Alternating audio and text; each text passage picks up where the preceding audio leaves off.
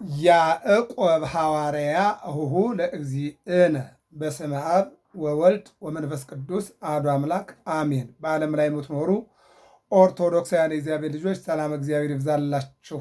እንግዲህ አዲስ ኪዳን መልእክታት ከሚባሉት አንዱ የያዕቆብ መልእክት ነው። የዮሐንስ ራእይን ተማምረናል። በእግዚአብሔር ቸርነት ከምዕራፍ 1 እስከ ምዕራፍ 22 ያለውን ገብረ መስቀል ሚዲያ ላይ ያው ተጭኗል ማለት ነው።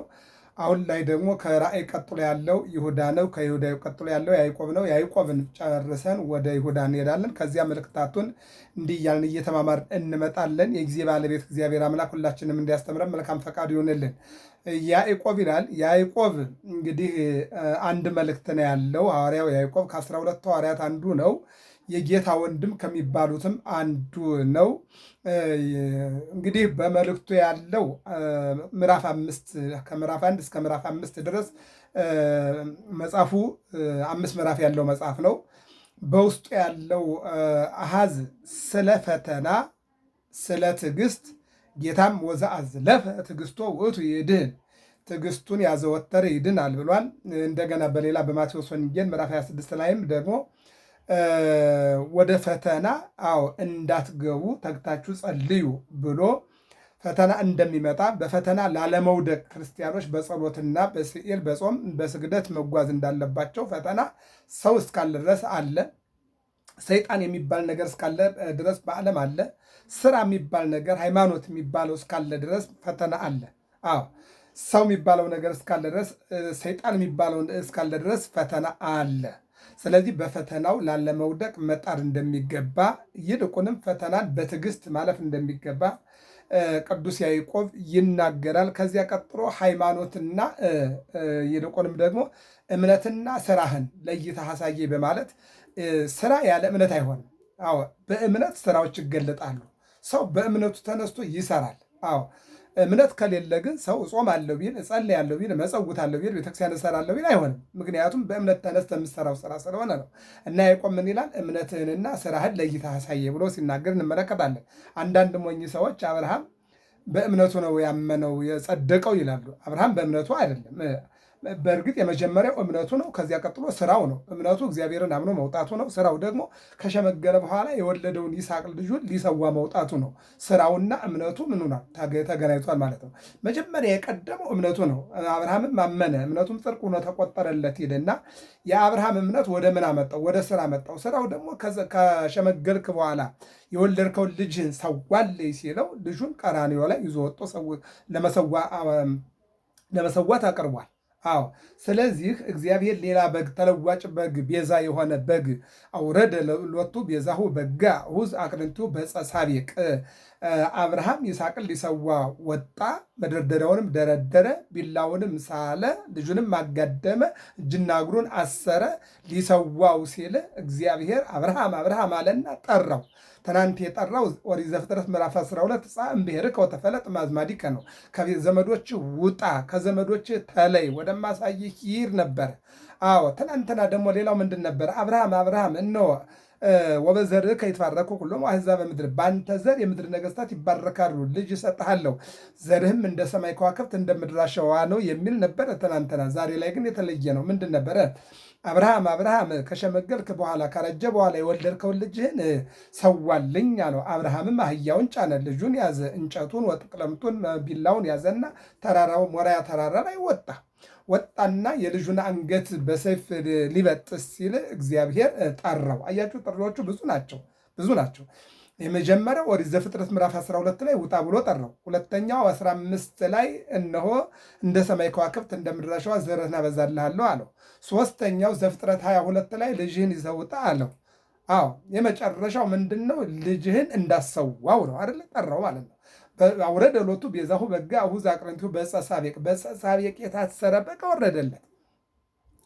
ልጁን ይዞ በጉን ሰውቶ ተመለሰ ማለት ነው። ስለዚህ አብርሃም ውጣ ሲባል መውጣቱ እምነቱ፣ ልጅን ሰዋልኝ ሲባል መሰዋቱ፣ ይሄ ደግሞ ስራው ነው ማለት ነው። ስለዚህ ያዕቆብ ምን ይላል? ስራህንና እምነትህን ለይተህ አሳየኝ ይላል። ሁለተኛው ይሄ ነው። የመጀመሪያው እምነትን፣ ትዕግስትን፣ ይቅርታን ገንዘብ ያደረገ ወዛዝለ በትዕግስቱ የሚለው ማለት ነው። ይቀጥልና ሁለተኛው ደግሞ ስራንና እምነትን ለይቶ ማሳየት መቻል ነው። ሶስተኛው ምንድን ነው የሚለው? እነሆ ኤልያስ እንደኛ ሰው ነው፣ ነገር ግን ጻድቅ ነው። አዎ፣ ስለዚህም እግዚአብሔር በኤልያስ ላይ ስራውን ሰራ። ምንድን ነው? ሰማይና ምድር በዝናብ እንዳይገናኙ አደረገ። ኤልያስ ግን እንደኛ ሰው ነው። አዎ፣ ነገር ግን ምንድነው? ጻድቅ ነው። አያችሁ፣ ጻድቅ የሆነ ሰው ሰማይን ይለጉማል። ጻድቅ የሆነ ሰው ፀሐይን ያቆማል። ኢያሱን ጠይቀው መጽሐፈ ኢያሱ ምዕራፍ 10 ቁጥር 10 ላይ ወኢያሱኒ በገባኦን ፀሐይ አቀመ፣ ኢያሱም በገባኦን ፀሐይን አቆመ። አዎ ጻድቅ የሆነ ሰው ውሃ ይከፍላል። የኤርትራን ባህር የከፈለውን ሙሴን ተመልከተው። ወኢያሱኒ አቡነ አሮን የተባለውን ጻድቅ ተመልከተው፣ ፀሐይን አቁሟል። ዜና ማርቆስን የተባለው ጻድቅን ተመልከቱት፣ ፀሐይን አቁመዋል። ስለዚህ እነሆ ቅዱሳን አንደኛ የፈላውን ውሃ ያቀዘቅዛሉ፣ የነደደውን እሳት ወደ ውሃነት ይቀይራሉ፣ የተሳለውን ስዕለት ወደ አፈርነት ይቀይራሉ። ቅዱሳን ሰዎች ጻድቅ ሲሆኑ ሰማይን ይለጉማሉ። ሰዎች ጻድቅ ሲሆኑ ውሃውን ይከፍላሉ። ሰዎች ጻድቅ ሲሆኑ ፀሐይን ያቆማሉ። ሰዎች ጻድቅ ሲሆኑ ጨረቃ በኤላም ያቆማሉ። ኢያሱን ጠይቁት። አዎ ይሄ ነው። ሰዎች ጻድቅ ሲሆኑ ምን ያደርጋሉ? አንበሳውን በግ ያደርጋሉ። ሰዎች ጻድቅ ሲሆኑ ዘንዶውን ልጥ ያደርጋሉ፣ ገመድ ያደርጋሉ። ሰዎች ምን ሲሆኑ? ጻድቅ የተለዩ ሲሆኑ ማለት ነው። ጾመኛ ጸሎተኛ ሲሆኑ ይህን ያደርጋሉ ማለት ነው። ስለዚህ ኤልያስ እናደረገ ይለናል። ሌላው እዚሁ ላይ ደግሞ እነሆ ትጉህ ገበሬ ለእግዚአብሔር የታመነ እግዚአብሔርን ያመነ እግዚአብሔርን አምኖ የዘራ እግዚአብሔር ዝናቡን እነሆ የሰጠው የመጀመሪያውና የኋለኛውን የታገሰ ገበሬ እነሆ ታማኙ ገበሬ ከእግዚአብሔር ከታማኙ አምላክ እነሆ በለመነው ልመና መሬቱም ታማኝ መሬት ናትና ታበቅልለታለች፣ ስለ አንዱ ፋንታ 30 60 መቶ ፍሬ ታፈራለታለች እያለ ያዕቆብ በእንዲህ አይነት መልኩ የሚታወቅ ሐዋርያ ነው ማለት ነው። ስለዚህ አባቱ ዮሴፍ ይባላል። ዮሴፍ እንደሚታወቀው 5 ወንዶችን 3 ሴቶችን የወለደ ነው። 8 ልጆች ወልዷል። ይህን ከወለደ በኋላ ሚስቱ ሞታበታለች። ሚስቱ ከሞተችበት በኋላ በማቴዎስ ወንጌል ምዕራፍ 1 ቁጥር 18 ጀምሮ እንደምናየው የድንግል ማርያም እጮኛ ሆኖ ቀርቧል። ይህንን እሺ በጎ ብሎ ባለመቀበሉ ምክንያት 3 ነገሮች ወደሱ መጥተዋል። አንደኛ ከ1985 ሚስቶቻቸው የሞቱባቸው አረጋውያን መካከል እሱ ተቆጥሯል። በትራቸው ተሰብስቦ በመሰዊያው አድሯል። ሲጸለይበት አደረ። ጠዋት ላይ የዮሴፍ በትር ላይ ኦ ዮሴፍ ኢትፍራ ነሲዮታ ለማርያም ፍርትከ፣ ዮሴፍ አረጋዊ ጻድቅ ዮሴፍ ማርያም እጮኛህን። እጮኛ ማለት እነሆ አገልጋይ ማለት ነው። እጮኛ ማለት ጠባቂ ማለት ነው። እጮኛ ማለት ለአንድ የሥራ መስክ የሚታጭ ማለት ነው። ለምሳሌ አሁን በሀገር ደረጃ ላይ በመንግስታት ደረጃ ላይ ባለስልጣን ለማምጣት መጀመሪያ የሚያስፈልገው እጮኛ ነው። የታጩት ወደ ስልጣን ይመጣሉ ማለት ነው። ህዝብ ይመርጣል ማለት ነው። ለሃይማኖት አጭጫችኋለሁ፣ ለወንጌል አጭጫችኋለሁ ይላል። ስለዚህ እነሆ እጮኛ የተባለው ለጥበቃ ነው ወይም ደግሞ እንዲንከባከብ ነው ማለት ነው። ስለዚህ አንደኛ በትሩ ላይ አትፍራ፣ ከሱ የሚወለደው ከመንፈስ ቅዱስ ነው ተብሎ ተነገረው። ሁለተኛ እርግብ በላዩ ላይ አርፋለች። ሶስተኛ ደግሞ ወጣ ቢጣጣል ወፃ ዕፃ ላይ ለዮሴፍ፣ በዮሴፍ ላይ ዕጣ ወጥቷል። በዚህም አላምንም ቢል የእግዚአብሔር መልአክ ያዝና ወደ ቤትህ ሂድ፣ ለአንተ ለጥበቃ ነው፣ እንድትጠብቅና እንድትንከባከብ ነው። 22 ዓመት ሙሉ ድንግል ማርያምን እንድትጠብቅ እግዚአብሔር ፈቅዶልሃል። ይሄ ፈቃድ እግዚአብሔር ነው ተብሏል። በሶስተኛው ግን መልአኩ ቅዱስ ገብርኤል አረጋዊ ዮሴፍ ልጆችን ታሳድግልሃለች፣ ይልቁንም ደግሞ አንተ ከሰው ልጆች ዮሐንስ ወንጌላዊ 15 ዓመት አንተ 22 ዓመት የአምላክን እናት ተመርጣችሁ እንድትጠብቁ ይህ ጸጋ ነውና ይዘግባ አለው። ይዞ ገባ ነው የሚለው። በአጭሩ እንግዲህ ወደዚያ ስትገባ እመቤታችን የ15 ዓመት ልጅ ናት እና የመጀመሪያዋ ስራዋ የሆነው ሞግዚትነት ነው። ለእናታቸው የሞተችባቸው ልጆች ዳቦ እየጋገረች ውሃ እየቀዳች እየፈጨች ማሳደግ ነው። ሰማይ ሩቅ ነው፣ አደራ ጥብቅ ነው እንደተባለ ማለት ነው። ከዚህ የተነሳ አብረው ስላደጉ የያዕቆብ ወንድም ተብሏል፣ ኢየሱስ ክርስቶስ ማለት ነው። ስለዚህ ያዕቆብ ምን ይለዋል መልእክቱ? መልእክተ ያዕቆብ ሐዋርያ እሁ ለእግዚእነ ኢየሱስ ክርስቶስ፣ የኢየሱስ ክርስቶስ ወንድም የተባለው ያዕቆብ የያዕቆብ መልእክት ይለናል። አንድ መልእክት ነው የጻፈው። ምዕራፍ 5 ምዕራፍ ነው ያለው። በውስጡ ቅድም ያልናቸው ታሪኮች ተዘግበዋል። አሁን የመጀመሪያው እናያለን። እግዚአብሔር ከሁላችን ጋር ይሁን። የዮሐንስ ራእይ 22 ምዕራፍ በሙሉ ገብረ መስቀል ሚዲያ በሚለው ተጭኗል፣ ተማምረናል። አሁን ከዮሐንስ ራእይ ወደኋላ የምንመለከተው ይሁዳ አንድ ነው ያለው። እንግዲህ ምዕራፉም አንድ ስለሆነ የያዕቆብ መልእክት ተምረን ከዚያው ቀጥለን የይሁዳን ማይተን ወደታች እንግዲህ አንዳንዱን እያልን እንማማራለን። የጊዜ ባለቤት እግዚአብሔር ሁላችንም እንዲያስተምረን መልካም ፈቃዱ ይሆንልን። ያዕቆብ ከገድሉ ጽናት የተነሳ ወኮነ እግሩ ከመ እግረ ገመል ይለዋል። አገልግሎቱ በጣም ሰፊ ነው። በነገራችን ላይ በቤተ ክርስቲያናችን እንደምናየው ካህናት ሰዓታት ይቆማሉ፣ ሊቃውንቱ ማሕሌት ይቆማሉ። የቁመት አገልግሎት ነው እና የማሕሌታውያን አገልጋዮች መጀመሪያ የሚጎዱት እግራቸው አካባቢ ነው። 24 ሰዓት 12 ሰዓት ቁመው ማሕሌት ቁመው ቃለ እግዚአብሔር ቁመው ከዚያ አስቀድሰው ከዚያ ደግሞ ታቦት አወጥተው ከሌሊቱ 2 ሰዓት የቆሙ እስከ ቀኑ 7 ሰዓት 8 ሰዓት 9 ሰዓት የሚውሉበት ጊዜ ስላለ ማሕሌት ላይ ያሉ ሊቃውንት አስቀድሞ የሚጎዳ እግራቸው ነው፣ የቆሙበት እግራቸው ነው ማለት ነው።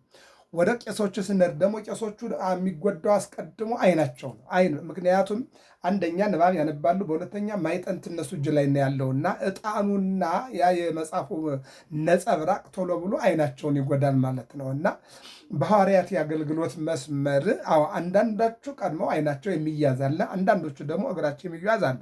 ስለዚህ ምንም እንኳን ከሐዋርያት ውስጥ በሽታ የሌለበት ሐዋርያ ባይኖርም ሁሉም አለባቸው በሽታ። የቅዱስ ያዕቆብ ግን እግሩ ያበጠ ነበረ ይለዋል። ይሄ ማናንሽ እንደሚባል በሽታ አለ። እግራቸው የሚያብጥባቸው ሰዎች ማናንሽ የሚባል በሽታ አለ። እንደዛ እግሩ ያበጠ ነበረ ይለዋል። እንደውም ምንድን ነው የሚለው ትርጓሜው ላይ እግሩ ይላል እንደ እግረ ገመል ሆኖ ይኖር ነበር። ሐዋርያት ለስብከት ወይም ደግሞ ለስብከተ ወንጌል አይፋጠንም ብለው በኢየሩሳሌም ኤጲስቆጶስነት ሹመውት ሂደዋል ይላል።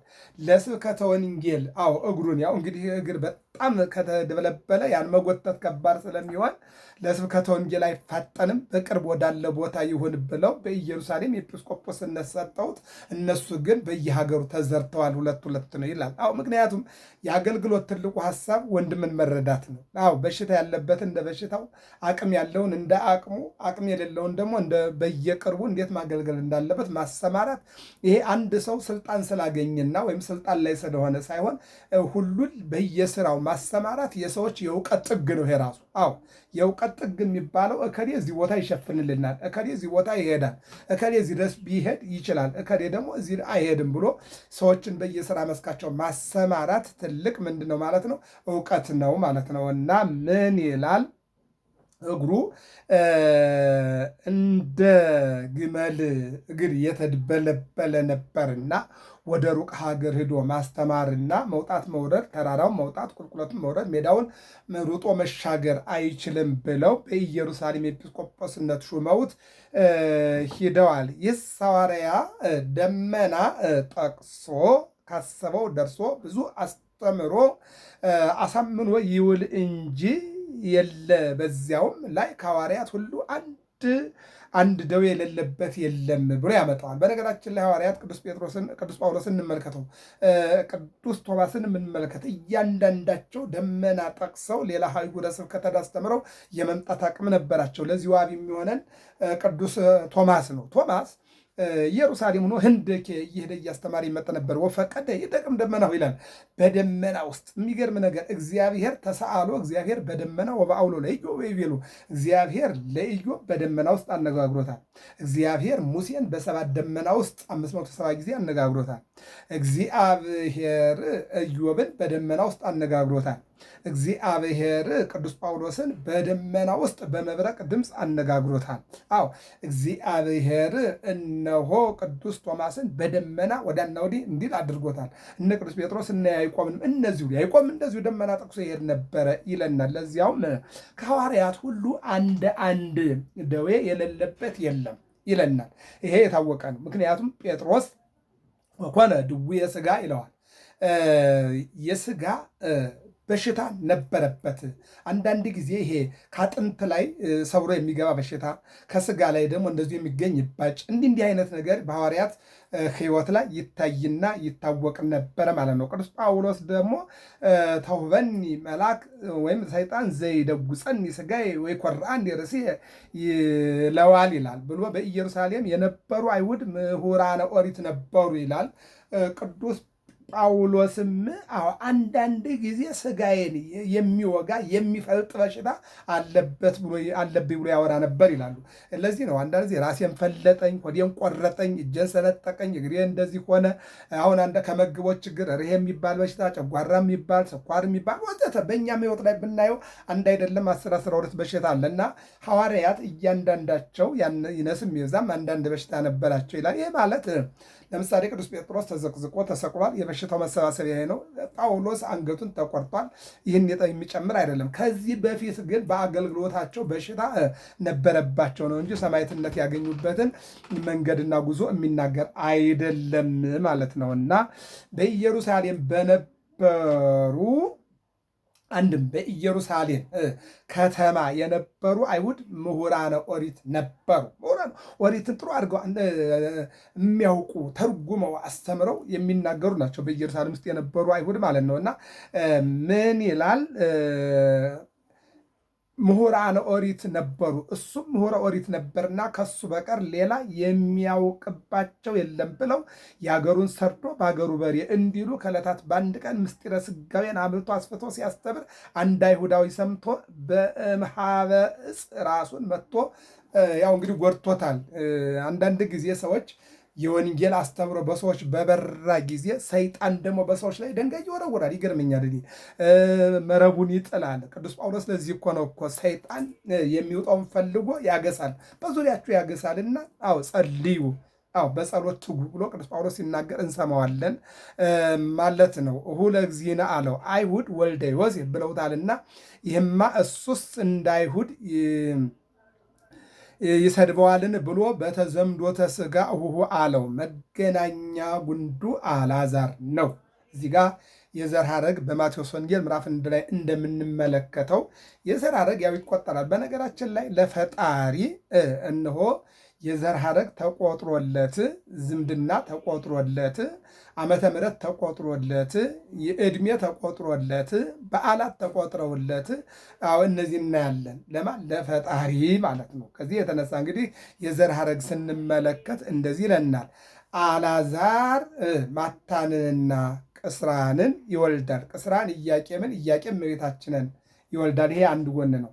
ማታን ያዕቆብን፣ ያዕቆብ ዮሴፍን፣ ዮሴፍ ያዕቆብን ይወልዳል ይለናል። አሁን የዘር ሐረግ ማቴዎስ ላይ የምናየው ይሄን ነው። አንድም እናቱ በሕፃንነቱ ሙታበት የእመቤታችን ጡት እያጠባች አሳድገዋለችና ሐሊብ ድንግልናዊስ ከአንድ ጌታ በቀር የጠባው የለም ይላል መተርጉም። ምክንያቱም እሷ አጠባቸው ከተባለ በምግብ አገልግሎት በምግብ አቅርቦት እንጂ እመቤታችን ቅድመ ጸኒስ ድህረ ጸኒስ ቅድመ ወሊድ ድህረ ወሊድ እነሆ ድንግል ናት። የእሷ ሰላም ለአጥባትኪ ለውሃዛ ፍጹም ሐሊበ ድንግልናዊ ሐሊበ ውስተ አፈ አምላክ ቅድመ ይላል።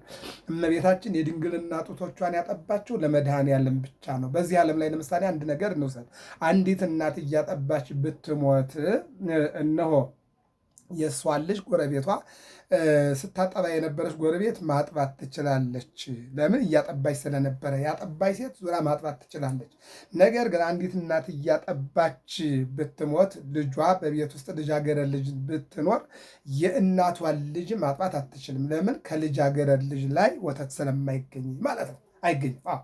የድንግልና ጡቶቿን ለፈጣሪ ለመድኃኔዓለም ያጠባች ብቸኛዋ ማናት? ድንግል ማርያም ናት። እና ድንግል ማርያም በሁሉም ነገር በቤትን ያዕቆብን፣ ዮሳን፣ ይሁዳን የዮሴፍን ልጆች አሳደገች ሲባል እነሆ ዝም ብሎ በማዘልም በመታቀፍም በማጉረስም በምንም ሁለንተና አሳዳጊ ሁና ስላሳደገቻቸው ከእናት ያልተለየች እናት ሁና ስላሳደገቻቸው ድንግል ማርያም እናታቸው ጌታ ወንድማቸው ተብሎ ይነገርላቸዋል ማለት ነው። ነገር ግን እናታቸው በልጅነታቸው ሞታለች። አረጋዊ ዮሴፍ እያሳደገ የእመቤታችን ጠባቂ ሆነ። እመቤታችንም ደግሞ የመጀመሪያ የሥራ መስኳ ደግሞ ልጆችን ማሳደግ ሞግዚትነት ሆነ ማለት ነው። ከዚህ በኋላ ጌታን ወለደች። የወለደችው ልጅ ደግሞ ከነዚያ ከሕፃናቱ ጋር አብሮ አደገ።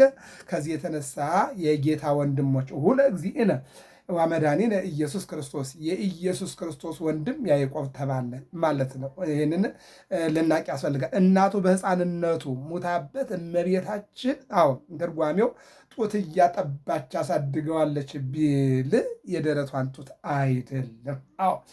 ምንድን ነው ማለት መግቦትን በሙሉ የሚበላውን ነገር እያቀረበችለት ፍቅር እያሳየችው እያዘለች እየታቀፈች አሳደገችው ማለት ነው። ይህን ነው የሚነግረን ማለት ነው። ይህንን ትርጓሜውም ራሱ ይናገራል። ሀሊል ድንግልናዊስ ከአንድ ከጌታ በቀር የጠባው የለም ብሎ አለው። አብሮ በማደግ የያዕቆብ ወንድም በመባል ብቻ ነው። ይሁዳም ያዕቆብም ወንድሞቹ ናቸው ተብሎ ተነግሯል። አብሮ በማደግ ብቻ ማለት ነው። እንግዲህ ምዕራፍ 1 ላይ እንመልከተው ተከታታይ ትምህርት ስለሆነ ይሄ መግቢያ ነው። እምያዕቆብ ገብረ እግዚአብሔር ወእግዚእነ ኢየሱስ ክርስቶስ ይለና የያዕቆብ መልእክት ምዕራፍ 1 ማለት ነው። ምዕራፉ አጠቃላይ 5 ምዕራፍ ነው። የመጀመሪያው ምዕራፍ እንግዲህ እምያዕቆብ ገብረ እግዚአብሔር ወእግዚእነ ኢየሱስ ክርስቶስ ብሎ ይጀምራል። ምዕራፍ 1 ማለት ነው። እግዚአብሔር አብን ጌታችን ኢየሱስ ክርስቶስንም ከማገለግል ከእኔ ከያዕቆብ የመጣች ክታብ ወይም መልእክት ብሎ ይጀምራል።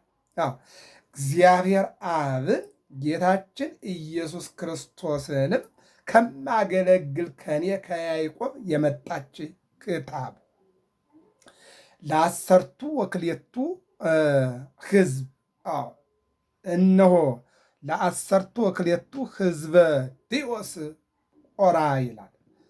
ሕዝበ ዲዮስጶራ ይላል። ምን ማለት ነው? በዝሮት ላሉ ለ12ቱ ነገድ ወይም ደግሞ እነሆ ለ12ቱ ለተመረጡ ሕዝቦች ወአምጽኡ ማርዮስ እንዲል ካህነ አምላክ ሲል ልበ ዲዮስ እንዲል ጶራ ዝሮት ማለት ነው።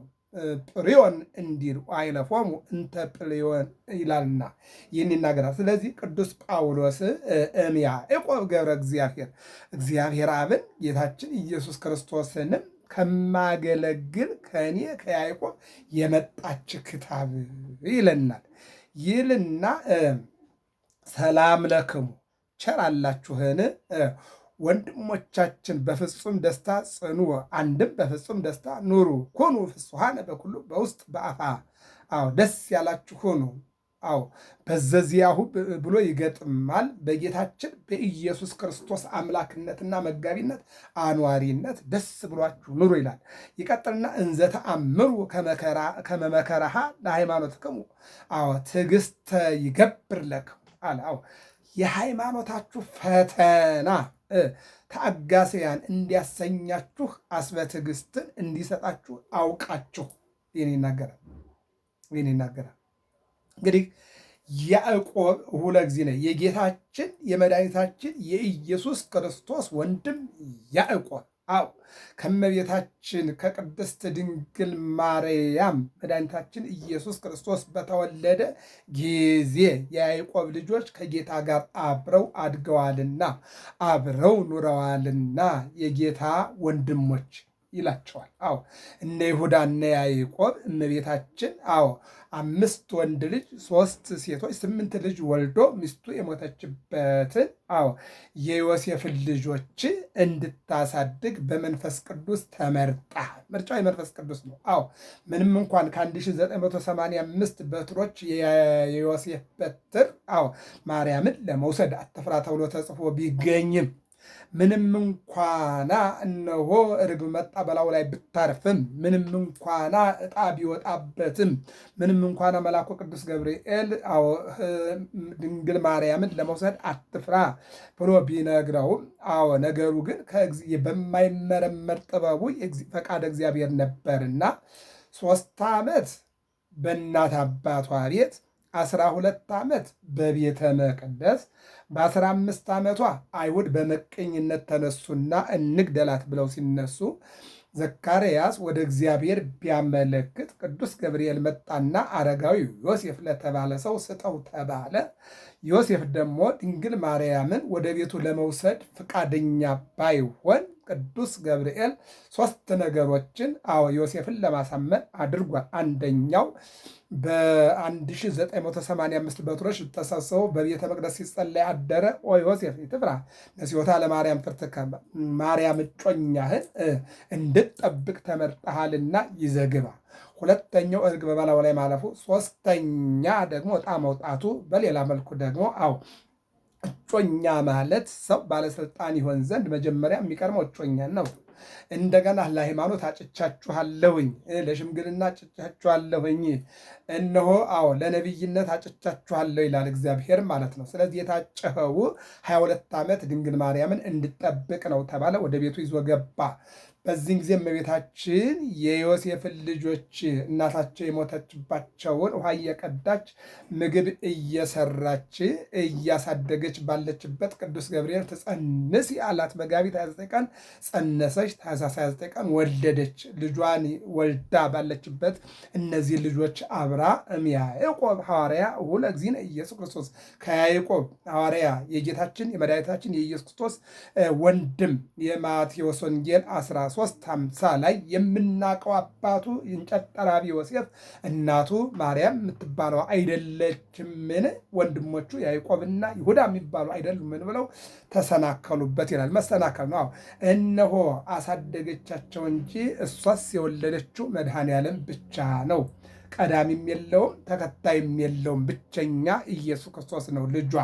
ነገር ግን ያዕቆብ እነሆ የጌታ ወንድም፣ ይሁዳ የጌታ ወንድም ተብሏል። አብረው ስላደጉ ማለት ነው።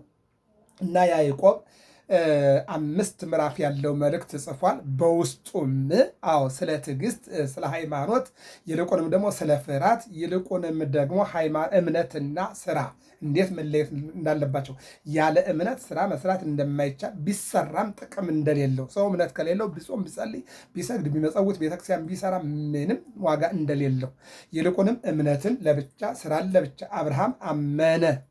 ማመኑ አምኖ እግዚአብሔርን መውጣቱ ነው። ስራው ደግሞ ከሸመገል በኋላ የወለደውን ልጁ ይስሐቅን ለመስዋዕት ማቅረቡ ነው። ስለዚህ ሰውን የሚያጸድቀውና ለፍርድ የሚያበቃው እምነቱና ስራው አንድ ላይ ሆኖ እንጂ እምነት ያለ ስራ፣ ስራ ያለ እምነት ሊሆን አይችልም ማለት ነው። እና ያዕቆብ ይህን ጽፎልናል።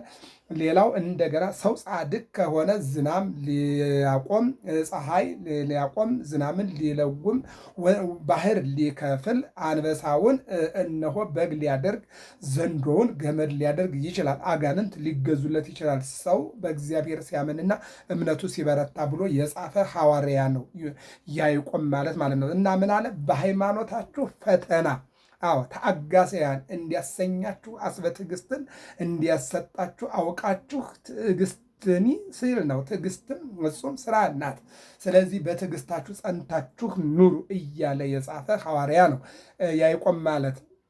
ኢኮነ ተሐቲ እንዲል ከመትኩን ፍጹማነ ከመትኩኑ ፍጹማነ። ከመትኩን ካለ ለአንድ ሰው ነው። ከመትኩኒ ካለ ለአንድ ሴት ነው። ከመትኩኑ ካለ ደግሞ ለብዙዎች ነው። በገድል ፍጹማን ትሆኑ ዘንድ ወጥወያነ ከንድየተ ገድል ጥውያን ትሆኑ ዘንድ እንዘ አልቦ ዘተሐጥው። ይህንን ይቀጥላል። ገብረ መስቀል ሚዲያ ነው። ሰብስክራይብ፣ ላይክ፣ ሸር አድርጉ። ያዕቆብ ሐዋርያ ውለ እግዚእነ የያዕቆብ ሐዋርያ መልእክት መግቢያና ምዕራፍ 1 ጀምረናል። ቁጥር 4 ላይ አቁመነዋል። እንቀጥላለን። ያዕቆብ ሐዋርያ ውለ እግዚእነ ኢየሱስ ክርስቶስ የያዕቆብ መልእክት ትርጓሜ ምዕራፍ 1 ከቁጥር 1 እስከ 4 ያለው ይህን ይመስላል። በውስጡ ፍርሃትና መንፈሳዊ ፍርሃት፣ በውስጡ ትዕግስት፣ በውስጡ እምነትና ስራ፣ በውስጡ ጻድቅ መሆንና ዝናምን መለጎም፣ በውስጡ እግዚአብሔርን አምኖ የሚዘራ ገበሬ እነሆ ስለ አንዱ ፋንታ 30 60 መቶ ፍሬ እንደሚያገኝ የሚያመለክት ነው። ይቀጥላል። እግዚአብሔር አምላክ ሀገራችን ኢትዮጵያን ሰላም ያደርግልን። ወስብሐት ለእግዚአብሔር።